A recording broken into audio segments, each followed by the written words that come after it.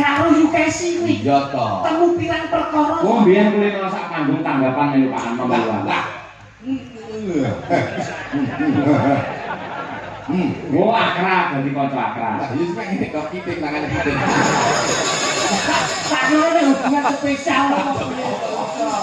Winong nawangsi ngarani tukung yo kedemos. Ini tak tahu.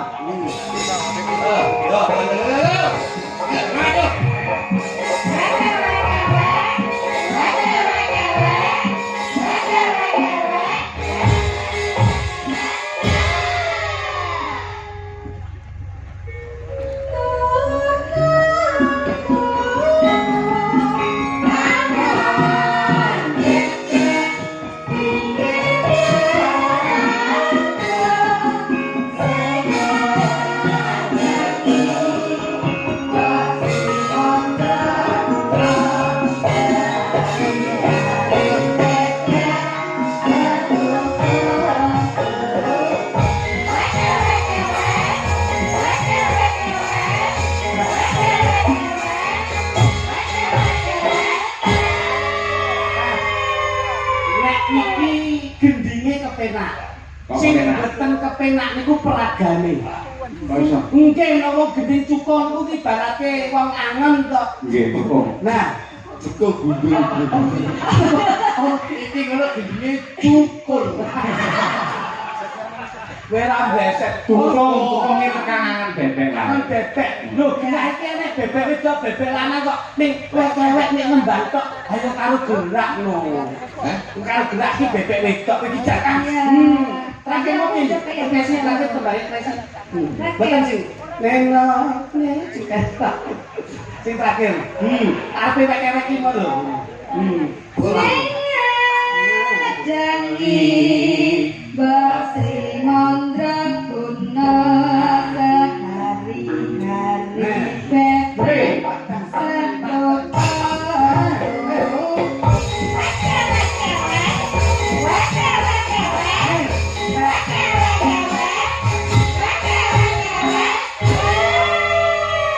bebek wedok. Aku bebek itu ya agresif ngono lho. Nah, Lah kan aku Yo bebek itu yo.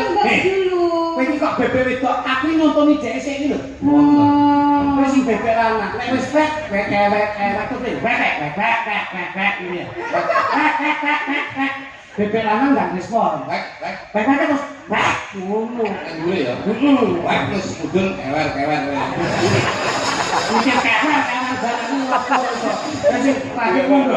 Ya, sehari bebek satu kolong.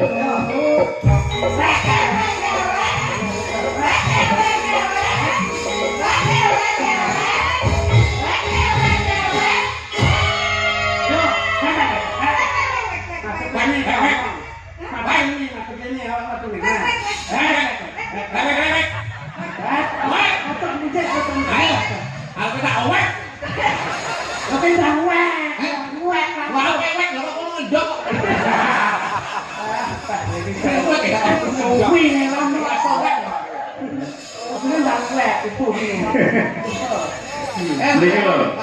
Napa? Nggih, enten pamundhut saking Pak Sukamto kejawi ngersakaken ngimpi ugi ngersakaken sesidengan. Nggih. Pancen Pak Kamtot yainipun budaya saestu Mas. Oh, saestu. Ben dalu nggih sok aktif ngersani panjenengan. Nggih. Main pisan. Dados wong budaya kuwi ora kok kudu duwe, Mas. Nanging seneng piye? Nggih, teribate kula sakonten sampun dipun rampung. Niku amplope nggih enten arep. Yo gedeng sisi demak kali yang gedeng ngimpi. Nggih. Saking Bapak Sukamto. Terus baluan nanti dumateng warga masyarakat ingkang dalu menika mirsani ringgit. Mugi-mugi sedaya pinaringan sehat, waras kathah rezekinipun. Amin. Tapi sing iso ora mbok tuwaca kuwi. Keluarga Pak Sukamto. Sukamto apa nek tulisane. Pangapunten Mas Cahya Puradi, menika wonten tali asih nggih menika arta 700 kagem kru Madangkara. Sembah nuwun ya bukan, Dok. Alhamdulillah ini transparan. Transparan. Awak iki to, Mas. Jujur. Nyambut gawe iki padha kesele, padha kringete. Ora ana lho. 700. Enggak ada. Loh. Jenengan iki Tulisannya mari 700 loh, Pak. Sik tok iki mau ki ora tak buka sik nutup ngene iki line sik kelep ditampani karo kluthuk. Kok nyalame aku lho. 700 loh isine. niki wau teng pundi? Konten Mas saya. Mas Cahyo, panjenengan saestu mboten ngasta. Ah demi Allah lho. Ngopo lho ngapusi. Iki ana artane lho. Mungkin 700. 700 tulisannya 700 loh ini. Kok jare ngono to? Ora ana iki mau layang beda iki. Niki lho, saking Pak Kanto nyuwun gendhe ngimpi. Sampun kalian sesidenan. Nggih. Kagem masyarakat Karanggayan. Nggih. Saking Bapak Kanitua. Salam sugeng amen sani. Mas Taliasih. Cahyo pun tadi wonten taliasih 700.000 ki lho. Nggih, ada taliasnya 700.000 untuk Madam Ara dan 500.000 untuk Mbak Winong. Lho. Sik to. Kowe aja sembrono lho. Oke, karo tulisan. Iki zamane zaman anu lho iki. Oke, anu tulisane kayak banyak geledek lho. Enggak, ini 700. Lah wong 700 kowe aja sembrono lho. Awake dhewe diparingi rezeki karo Pak Kanto piye carane amanah itu dilaksanakan dengan baik. Iki usune iki usun wong bebayane kabeh. Ayo. Ketok ngat kasus langsung. Iya, tur Ciduk tenan. duwe kaya ngene nganti dijupuk ora mbayani apa-apa, malah penyakit. Wong niki kanca-kanca mesake padha-padha melek kok. Mangsan, ayo meleke. Lah, tenang to. Kok ngono to? Oke, tulisane geledek lho. 700.000. 700 loh. Iya, dah. Iya, 700.000 untuk Madam Ara itu loh. Kudu mek 500 kok. Jiwa kejujuran iki kudu ditata. Kok picak kok kita. Lah kok sing nggawa sampean kok ape maido kancane. Ayo, ora sampeyan kan. Nah, 700.000 kok. Jangan mbok ngasih kok. Sumpah kula mboten ngerti kok. Mungkin menerima kasih yang 5. Dinggo Madam Ara berasa. kok diambil. Aja ngisi-ngisi asmane Mbak Kanto. Iki malah tak tampa malah dadi perkara. Wong duwe 700 dadi 500 iki ora aku. Pak Kanto ini jujur ora kok ngapusi. Ngawur ae iki. Sumpah tenang. Mbok. Wis sing buka kowe salammu. Iki seksi iki iki dipijul, pijul. Lho, dipijul. Kalau ora mijo ki mijo kok presiden kok ya. Anu samu. Ayo, nun sewu Mas, kesan kok. Benar jawab. Ndak kulino kaya ngono kuwi. Mohon pangapunten Pak Kanto. Loh, apa kok urusane Pak Kanto? Timbang kula dikeroyok niki yen tambah 200 Pak. Namun, ndak oleh menunggu lebih yang membapak nanti sing 200. Ngaul apa aku mbok kon ngono mungkin ora tulisan 700 iku. Sale dhewe sampeyan kok yo manut. Tepatnya sepelane ngono.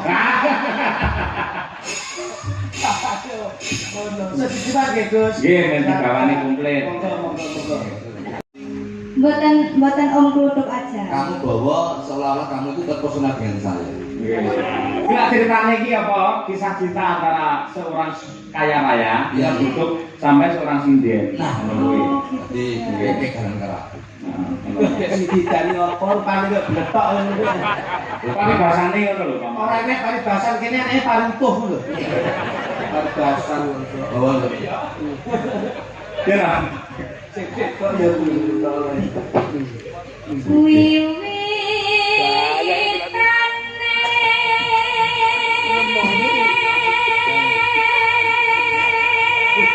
ora gagah blas ini.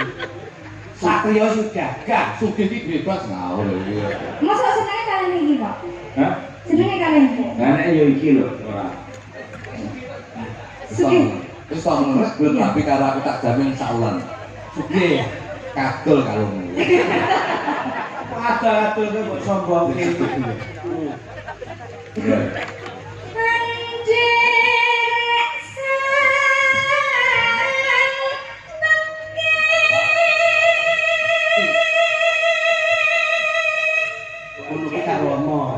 Ya jeng. Wong malah kok karo wong sugih. Ben paling Sekarang lho. paling tidak iki ben ngerti. Sing edaran kae kok wah kaya aku yo beden. Tukang ngecuk kudu. Apa? Kowe galakmu kok kakek ciu model. Sing biasa ngono lho, datar. Wong sugih iki bebas ngelakuin liyane lho iso. Waduh. Oh ya aja semena-mena caramu ngono ya sik didemo tenan. Rada mari. Sopo sing demo? Wong tuku didemo. Lah nek tuku terus nambayar kok tinggal kalih. Mas Kutu. Mas Kudu. Tapi ngalem Duk, suaramu rada. Apa? Sejatinya aku tresno banget karo panjenengan kok. Ya apa? Marah sembodro. Lama derek kan endel. Sejatinya aku tresno karo panjenengan kok Mas. Iya. Odo. Juga enek pembahasan sing nginjak kok. Ojo dry text lah. Odo. Menawi kula Tesal, tresno aku pengen roh sepiro gedene katresnanmu malah. Terus nonton bangun.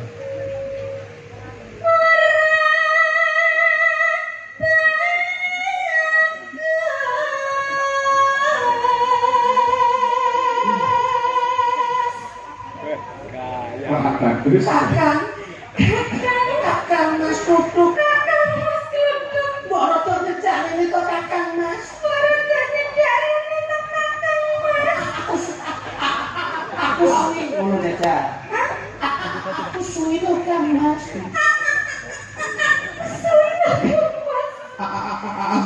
Assalamualaikum. Kok ngomong? Suwi rambut ceket ki lho Kang Mas. Dari Cahayu, aku uga kangen karo Nah ngono. Napa niku estu leres? aku lah bakal cidro yen mung kowe sing tak tresnani ya mung kowe ora ono wanita liya sing tak tresnani. Iya.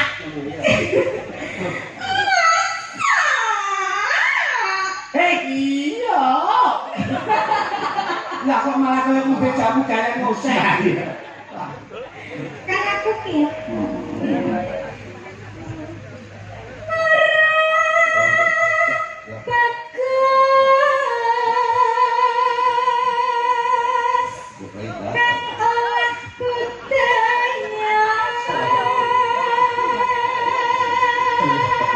Karo aku Dalam jebul kene papan gunungmu, ini jane gede aku sendiri tuh.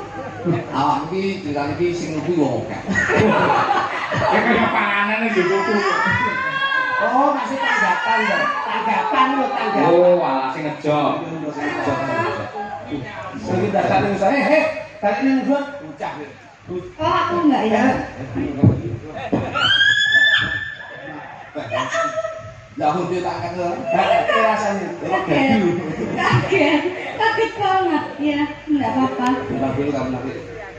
Sowan penyayang ku kaget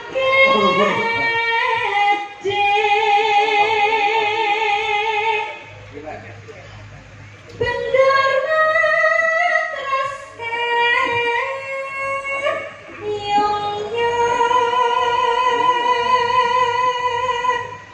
Ngono ki awakmu dadi adine, wis sak napa ndara. Wis iki bendara terus kayu yo kuwi ndara disepake carusane. Wis sak kenapa? Nah, ngono. Kalau badhe ngunjuk teh, kopi, kenapa niki? Teh. Teh, kopi, kenapa niki? Loh, kok ngene iki apa? Sushi. Oke, sushi. Kalau ora sing tak gandul. Gak nek iki teh gagem. Kok jane sok.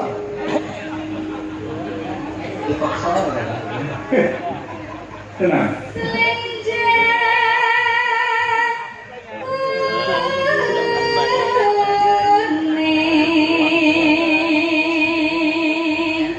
Ngono.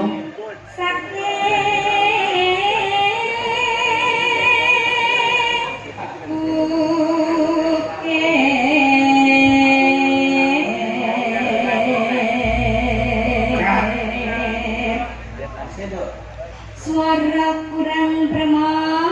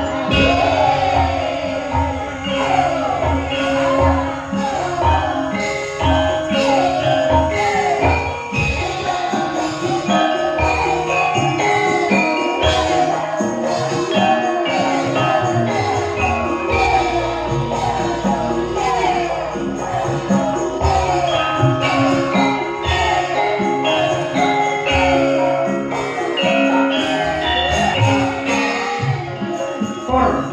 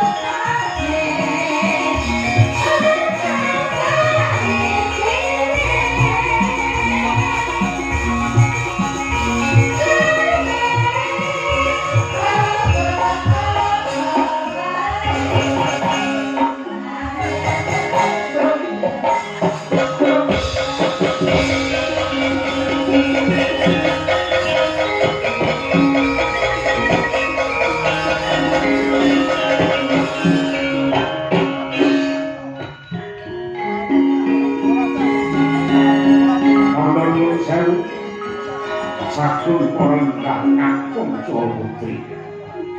Pinanggih malih kalian paguyuban ketoprak madang